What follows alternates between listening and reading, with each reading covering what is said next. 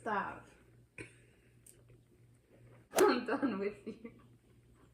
I can't. Oh, Jesus. Hey everyone, it's your girlfriend Gigi. I'm back with another video, and in this video we have a special guest, my husband. I'm going to be asking him some questions pertaining to living with a bariatric patient years after, so stay tuned and keep watching.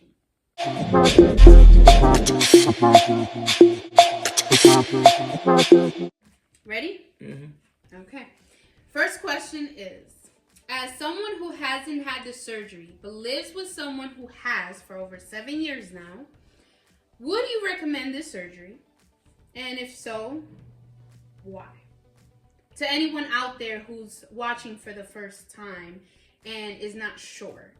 They always hear from me, but you live with me, so you have an idea of, you know, throughout these years, what I've had to go through, and you've seen my journey. So would you recommend this to someone else? And if yes or no? And if so, why or why not? All right, so my answer for that is, personally, it depends on your situation.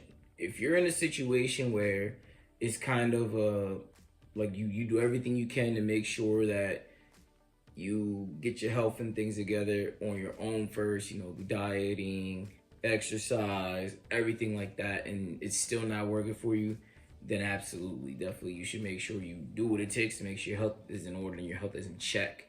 You know what I mean? Because everyone's body's different, so everyone's body's going to respond differently.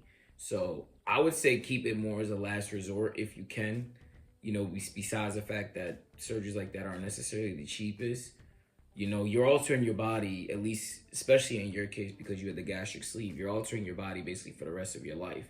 So if you're going to do something of that magnitude, you want to make sure that it's your absolute last option, to be honest with you. You know, so here you go. Okay. And why is that? Why do you feel like? Well, like I mentioned, not only is it, you know, expensive to get surgeries like that, as opposed to, you know, doing the work, exercising, eating well, things like that. Also, like I said, you're altering your body for basically for the rest of your life, especially if you get the sleeve, because the sleeve, you get about 70-80% of your stomach taken out, and you can't put it back after that. So if you're gonna get a surgery like that, you want to make sure that that's what you absolutely need, and that's like basically the only way that you're gonna get any better. You know, so I'm not saying that it's a bad thing to get these surgeries, just letting people know that right now. But you want to do the best you can on your own first, as far as, you know, making sure you're doing your due diligence. You did your research, you ate well, you exercised. You know, like I understand, like certain people have certain conditions where no matter what you do, you know, it's not gonna get much better. But, you know, just make sure it's your absolute last option before you do something of that magnitude. Okay, y'all heard it. So next question. What are some things you have had to keep in mind throughout this whole time living with me throughout my journey? Oh man, there's so many different things I could put on this list right now, to be honest with you. So first and foremost, for people who, obviously you guys don't know me like that, but she knows me very well. When I watch television, or I'm like we're watching things together, and I like to laugh. I like to watch things that are funny. So I could be cracking up at something, and like I could be over here cracking up. I have to understand that, you know, it could be really funny to me, and it honestly could be really funny to her. But because of the nature of her surgery, she can't necessarily eat and laugh like that without getting a knot. And honestly, those knots, like the knots for bariatric patients, is a lot different than a knot that you and I would usually get if you're not a bariatric patient. You know, we could kind of get through the knot, kind of something real quick, get the gas out, call it a day. Their knots can cause them to actually throw up, you know, if you're really not careful. So even something as small as laughing while you're eating could be very, very painful to a bariatric patient, for sure. And I want to add something to that. So the knot, which is a term that I started using right after the surgery, is basically that uncomfortable feeling that you feel when you eat. More than likely, like the doctors will tell you, when you feel like this, it's probably because you ate enough. So that's one way that you can get that feeling. It's kind of like when you eat something and it gets stuck like right in your chest. you actually feel that feeling also in the top part of your stomach. So that is what that knot that I call it is, where there's nothing that can, well, there's some things that can help it, but we'll get to that later on. But for the most part, you can get that while you are eating and, doing certain things that you shouldn't be doing, which might come up later on in discussion here. Or also, like he said, if you're in the middle of eating and then you start like laughing hysterically, like you may feel that. So let me know your thoughts in the comment section. If you have had the surgery and if you can also relate, or if there's any other ways that can manifest, please let me know. Anybody else that's reading in the comment section might be able to identify and say, hey, I can relate to that. So yeah, just want to clarify that. Yeah, absolutely. And also for significant others also, y'all got to keep this in mind too. This ain't just about the patients. If you're a significant other of someone who's a bariatric patient, you got to keep this stuff in mind too. Another thing I want y'all to keep in mind as well, which helps to answer part of this question too. Talking. You have to be careful, especially like even if they're just like having a sip of water or something like that. Like as bombarding them with questions. Even if it's something you feel like you need to know now, you got to give them a chance to let things settle in and digest first. Otherwise, that knot it's gonna get worse. Could get worse. And another thing, that I've learned from her that causes knots is gas bubbles. Usually when you start eating too much or drinking and then trying to talk, you cause little gas pockets in your digestive system, which causes knots, which is actually very, very... And I know how you feel when you get like a gas buildup in your stomach, how it could feel for you if you're not a gastric sleeve patient. But for them, it's even worse. It's very, very, very painful. So definitely keep that in mind if you're a significant other. If you're a bariatric patient yourself, keep in mind, try not to talk too much, especially when you're in the middle of eating or having something to drink, because you don't want to have those gas pockets, those little gas bubbles in there, because that can be very painful too. Yeah, I can say like right after the surgery, the first 2 to 3 years, the talking was a no-no. Mm-hmm. After 7 years, it's not so much the talking, but it's more of like he said, if he's watching something, he's cracking up. He's all like, oh my God, so funny. And I'm like, I can already start to feel this bubbling up even before it manifests completely, because it's just a matter of time. Everybody experiences that. Everybody I know that has had the surgery, specifically the gastric sleeve, can attest to this. It's not something that you eventually just not feel anymore. One way or the other, things change over the years, but one way or the other, you'll still feel it. So just know how to identify these things, and if you live with someone, just like my husband says, then just be mindful of that for sure. Good. Now this question is more testing to see how much does he know. Got me put on the spot. Yes, I'm going to put you on the spot. You ready for this one? I don't know. I think you will be. So if you feel filled up with gas, we just spoke about this, right?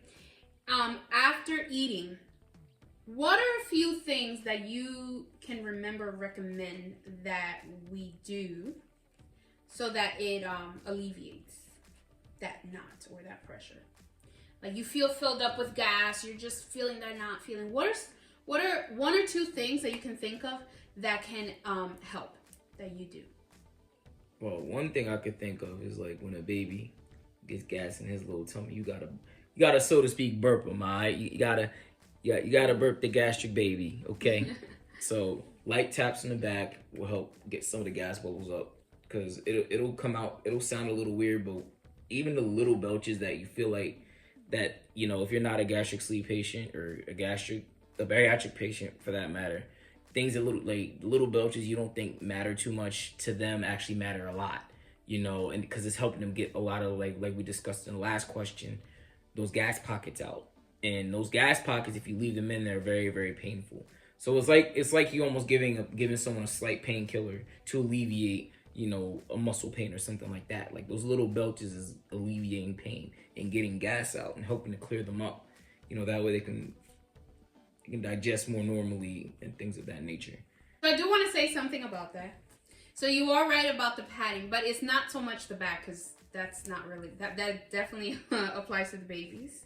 Adult that has had the bariatric surgery, it would be like right here on your chest. That actually helps a lot especially if you just had the surgery, maybe you're 2-3 years in, like this. Just go like this, lightly, and it does help. Try it out. Let me know. I mean, you're not gonna hurt yourself unless you really go hard, which I do not recommend. That's not what we're saying here. You just gently pat as you're feeling that. Is there anything else you can think of? I'm trying to think if this something has to do with the stomach. Gas bubbles. Yeah, because you don't want to. Because one thing you don't want to do if you have a gas bubble is drink anything. No, like that is a no. That is a don't. Do not drink water. That is a don't. Don't try to. I know people try to think drinking water helps to clear up the passages. For bariatric patients, it's a no. It's an automatic no. Because I remember asking her one day when she started getting a gas pocket early on. I want to say it might have been year 2. It was either year 1 or year 2. It was very, very shortly after, to be honest with you, within that first year and a half or so. Like, she started getting a nod, she started getting those gas bubbles building up. Like, baby, you want me to get you some water? She's like... I was like, she couldn't talk. Not. Like, she couldn't talk because that would have made it worse. But that's one word of advice. I know a lot of times when people are like, whether they're choking or feels like that they have clogged passages, the first thing we want to do is go to get water. Absolute no. Do not let them have any water. No water for bariatric patients. You know what I mean? At least not when they have a knot in them like that. So, no for water. So if you can think of anything else, I will help out with that second thing. So that was a good one for sure. But it would be here on the chest. Now, the second thing, and depending on how your surgery went, right after surgery while you were still in the hospital, they more than likely asked you to walk around a little bit after some time, whenever the doctor evaluated you. So just walking back and forth, getting up from your seat. If you're sitting down and you're eating and you start feeling like this, get up, walk back and forth if you have to, or walk a little bit. That will help the gas come out. You'll start burping. That is something that we start learning. You should start learning the moment right after the surgery, and continue to do that throughout whatever time you need to, whether it's 1 year, 2 years. Eventually it gets better. I can't remember the last time I had to do that because it's been years now. But occasionally I may have to go like this, maybe like just chill for a little bit, breathe in, breathing is good as well. Take nice deep breaths and just try to chill, so that way those air pockets just kind of like leave you. So and it will I say within like the first 10 minutes you should be okay. Like he said, avoid the water. He's seen it. Avoid eating more. Obviously, just stop at that point and don't talk. Try to just concentrate on getting rid of those air bubbles. So right. Oh, and another thing I want to add, by the way, and this is from a non-bariatric patient, just observing a bariatric patient. Once you take those few bites, because especially during the first couple of years post-op, the portion size you're gonna have is very small. And I know it was kind of crazy for me to watch. She would take 2 bites of something and then she'd say, I'm full. Like, I know we want to look crazy. Like, how are you full off for 2 bites? Listen, it really is like that. It's really like that. Mm-hmm. So you guys have to understand that, especially if you're the one that cooks and the bariatric patient doesn't, making sure to understand their portion size very much. Like, be there during the doctor's appointments. Have them share the list with you. Like whatever their requirements are, whatever their the program says. Like, hey, during the first, say, 6 months, only have liquids or only have mushy food. Make sure you keep in mind of that as well, to make sure that you're not doing anything to deter them from, their recovery and things like that too. Deal. Because that stuff is life altering. So you want to make sure you do your due diligence as well, making sure you're there for the appointments. Go over the list with them if you have to. And make sure that they're not thinking that they're still have their old stomach, like where they have their whole stomach. So like I've caught a couple of times where I seen my wife getting ready to go, get a pile of snacks or something. Like, babe, well, you realize you don't have a full stomach anymore. She had to think like, oh shoot, you're right. Like, like portion size are very, very important. Yeah, you'll grab, and even after years, like I'm like, okay, I'll have all of this, and then I finally start eating, and I'm like, dang, I can't eat all this. And I'm like 7 years post-op. I'm like, you know what? Let me put this back. Right. So definitely play your part. Make sure you do your due diligence as the partner of the bariatric or a patient. family member. Anybody dealing with a bariatric patient, whether you're significant other, mom, dad, sister, brother, legal guardian, grandma, grandpa, whoever you may be. Just make sure you do your due diligence and make sure you help guide them, help them through the process. Don't hurt them through the process. You know what I mean? So make sure you pay attention to all this stuff. You know what I mean? Well, there you guys have it. Thank you so much, Bae, for this video, for helping the people on the other side of being the patient, understanding how it is, because this is ongoing. This is really a journey. This is not something where you get to surgery and that's it. No, this is a lifelong thing. You're learning every step of the way. Even years after, you'll still be learning. That's why I put these videos out there for you guys. If you have any questions, feel free to drop them in the comment section below. And if you want to watch more future related videos like these, then don't forget to subscribe. You can follow me on my social medias, your girlfriend Gigi, Facebook and Instagram. Thank you so much for watching, and I'll see you on the next one. Bye-bye.